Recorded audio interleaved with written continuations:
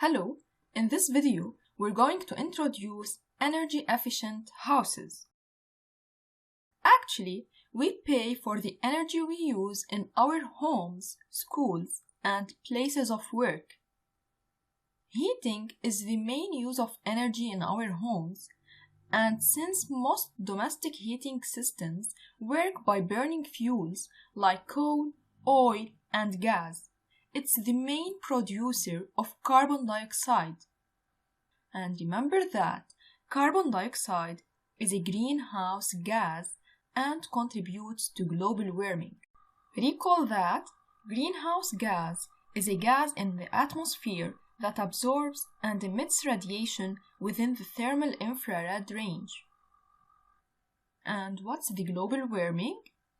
It's the gradual increase of the average global temperature. It's therefore in everyone's interest that houses are energy efficient. What's the meaning of energy efficient? It means that using as much as possible of the energy we produce for the desired purpose. So when we turn on the central heating, we want to keep the inside of our homes warm and not allow the heat to escape. If no heat could escape from a house, then we would need only heat it until it reached the desired temperature, then never heat it again.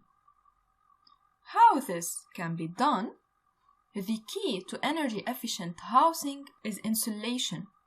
Houses must be designed to reduce the rate at which energy is transferred between the inside and the outside.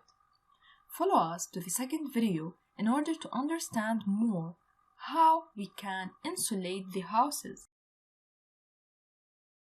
That's all. Thanks for watching.